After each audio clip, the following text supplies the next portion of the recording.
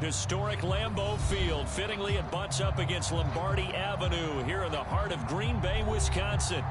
No team means more to a city than the Packers to Green Bay, and this was the scene a few moments ago as the green and gold made their way out of the historic tunnel. They're ready to go as they get set to match up with the New England Patriots. Dwayne Eskridge elects to bring it out.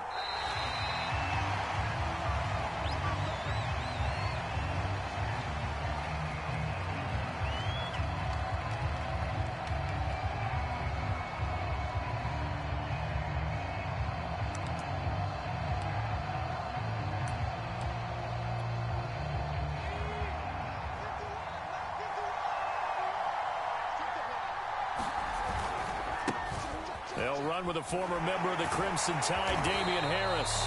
He tries to keep the legs churning, but he's going to be stopped behind the line. Nice play right there to stop him behind the line, but I want to see how this defense continues to play him here in the first half. Yeah, we know. You know better than I. He has the ability to take over a game, so what do? Yeah, I think you have to make sure that you bottle him in at varying levels, because if you crowd everyone to the line of scrimmage, if he breaks through, it's nothing but room to run. Looking to throw on second down. Gray. He'll spot Eskridge open left side. That catch good for only a yard, and it'll be third down. This defense for the Packers, they were terrific a week ago in that win over Detroit. This defense certainly has a lot to be proud of coming off of last week's game, because when you only give up 14 points in a contest, you give your team a great chance to win. The best defense in the league is usually going to average giving up 18, 19 points a game. So to be under that, a terrific achievement. Back to throw is Gray on third down. And that's going to be caught. Dwayne Eskridge. Never make the mistake that the slot receivers, especially the little guys like we're watching here, are just quicker than fast. A lot of them combine quickness and speed, and they catch a lot of footballs, as we just saw there.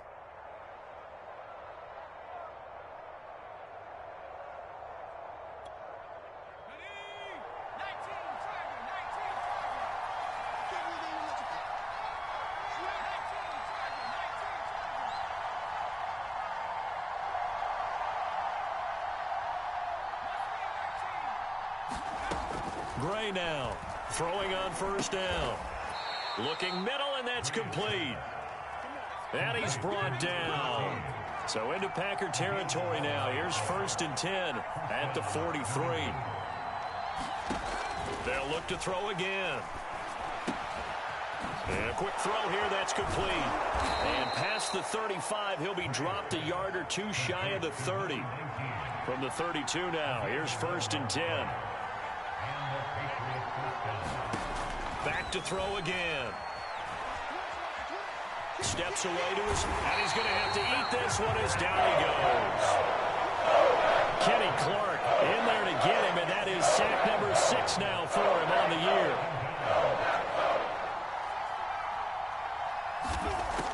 Back to throw.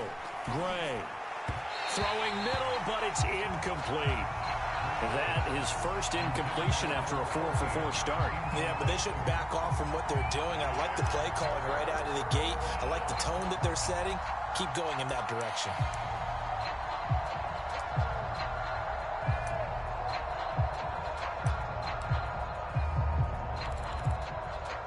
Seventh play of this drive coming up, and a long way to go on third down.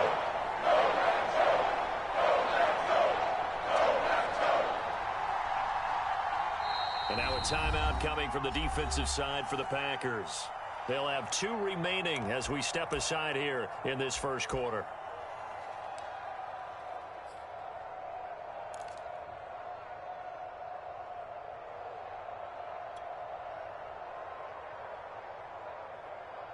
Seventh play of this drive coming up, and a long way to go on third down.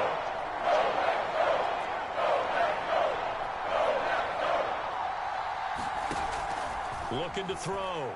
Gray. And that is incomplete. Brandon, we saw these defenders flying to the football in their win last week, and nothing has changed. They're still moving around quickly and forcing incompletions.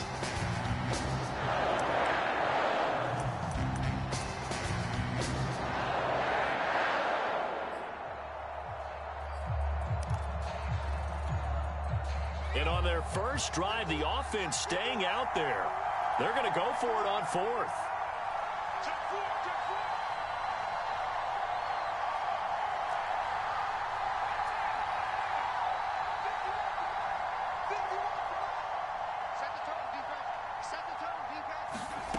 Back to throw. Gray. He's going to try and go deep again. A fight for the football, and it's intercepted. Picked off by Eric Stokes. And a big turnover there as his guys will get the football back.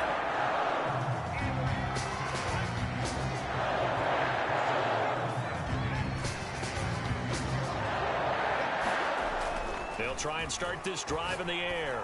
Oh, he's going to take a shot right away. A leap, and he's got it. He got it. And all the way down to the 40-yard line.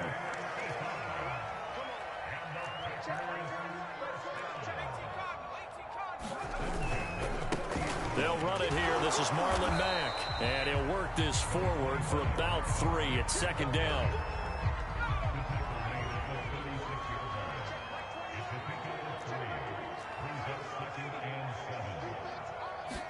Here's a 2nd and 7. He'll rifle this one deep right side. And that will be incomplete. Tried to dial up the long way out there, but it'll be 3rd down. Defensively here, you're facing a power. I think so, because then you turn it into a shootout, and that means your offense has to keep pace. So they'll say no to the 50-yard field goal try. Instead, the offense out there, they're going for it.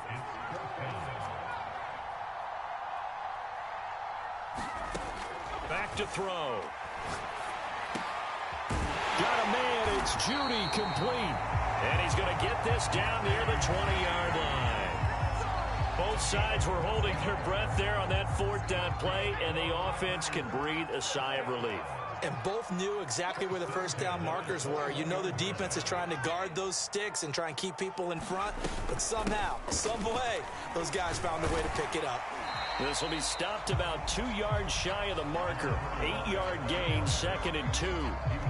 Pretty effective run there, and now they can start to smell that end zone. Pound the rock. Make sure you use your O-line to set the tone of dominance and physicality, and pound the rock. 2nd and 2.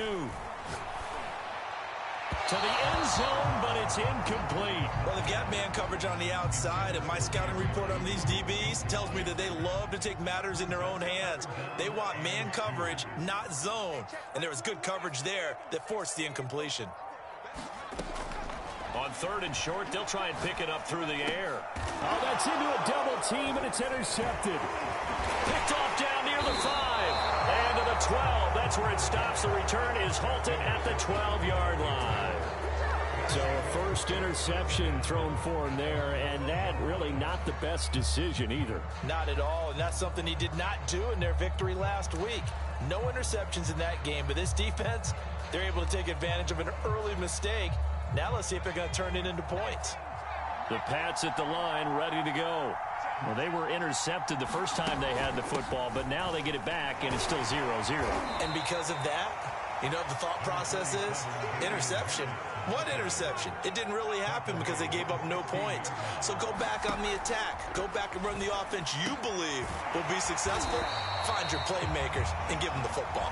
We're scoreless after 1.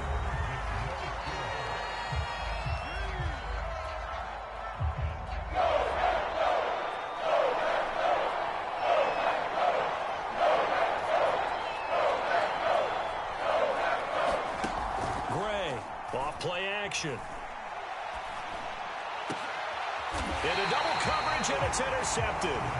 Shaquille Griffin with a pick. And they have possession, and they have it at the 38-yard line. So that's back-to-back drives where they've thrown an interception. Ordinarily, we look at the offense and say, what's going on with your scheme? Maybe we should look at the defense and just give them a whole lot of credit. They've got them frustrated right now. Officially, it's a 1-yard loss. That's going to bring up 2nd and 11. I know when I was a kid, I always got real excited when I saw those lateral-type runs. But the best backs that made it happen, they put a foot in the ground and just go. That didn't happen there. That play got swallowed up. 2nd and 11. They'll run the screen with Mack. And this time not quite to the 30. It'll be down at the 31-yard line. It'll be a pickup of 8 on the screen, and it sets up a third down.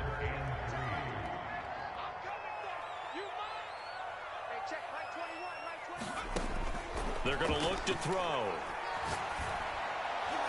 And he fires one, but incomplete.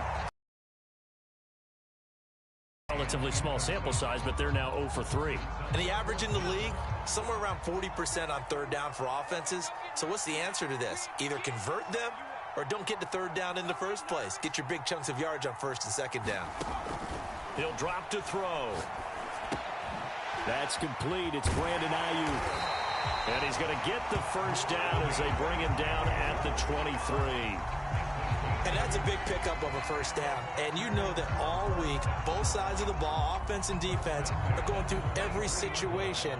And in this case, the offensive guys had the right play dialed up because defensively, you work on fourth down situations as well. And deflating for the defense. They can't get the stop here. They'll run on first down with Marlon Mack. And he sneaks his way forward only for a couple here. Second down. The last run good for 2. Here's 2nd and 8. They'll set up to throw. Oh, that's into double coverage and intercepted. Picked off at the 11. And a big turnover there as his guys will get the football back. Second straight drive now here, Charles, that have ended with an interception. And I just wonder, because I don't think it's going to rattle him necessarily, but I also wonder if it's going to unnerve him a little bit. Does it lead to another one? Or does he find a way to pull it together and become sharp again? Going up top, and that is incomplete. Took a shot there on first down, but he couldn't reel it in.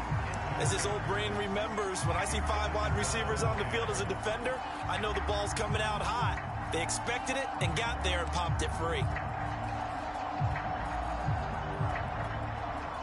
So after the incompletion on first, now 2nd and 10. Looking to throw. Gray. It's brought in by Harris. And he's brought down, but not before they get it across the 20-yard line. Another catch for him there on this drive, Brandon, and it looks like they're going to utilize him out of the backfield any way they can. And that time they pick up a first down. So now on defense, do you assign a man to him and try and cover him before he gets going?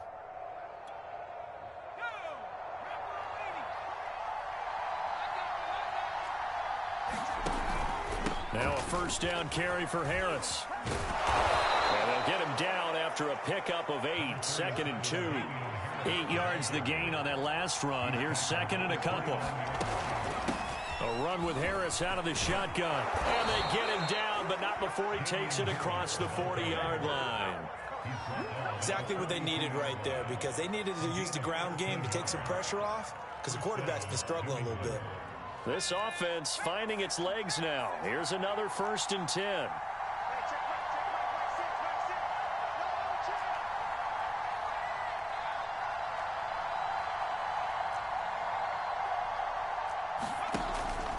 They run the counter. It's Harris. And not much there at all. Maybe a yard up to the 43. Earlier this half, you were wondering how the defense was going to handle him defensively. Were they going to bottle him up at different levels, so to speak, is what you said. What have you seen so far? Well, I think they've been absolutely terrific because it feels like on every play, if we were watching this in the film room, when he clicked off the film or stopped it, you would see 11 shirts of that same color right there in the frame trying to tackle it. That's what you're looking for. New England on third down. Just 1 for 3 thus far. This is 3rd and 4. Flush to his right.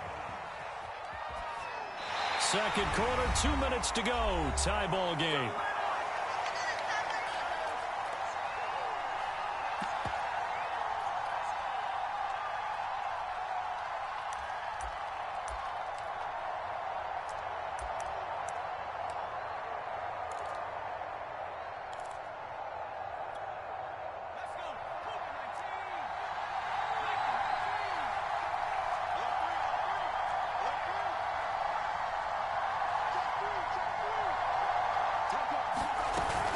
They're going for it. This is Harris. And, boy, this is going to be close. That mark looks a little short, and he didn't get there.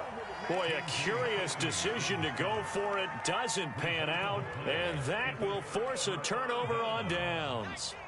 About set to get this drive started. The Green Bay offense at the line. And 2 interceptions thrown here in this first half. You hear it, no matter the sport, they say the great athletes, they can kind of have a short-term memory, but that's easier said than done. It is easier said than done, but I played with a guy who threw 2 interceptions in the first quarter of a really big game we were playing. Johnny Unitas? And no, not quite of that level and not of that age. But I remember I was going for the age. I remember looking over at him, and he was smiling. And I thought, what is he smiling about? It's because he had enough confidence in himself that that was a fluke. And he went out and played pretty well the rest of the day.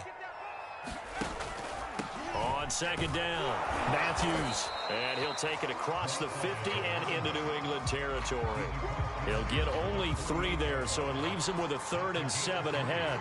Pretty good little 2-play sequence there. You force the incompletion, then a very short pickup. Yeah, now maybe you bring in an extra defensive back or 2 because you want to try and defend on 3rd down. They like to play those nickel or sub packages, don't they? An extra corner comes on now for the Patriots D on 3rd down. He'll look to throw.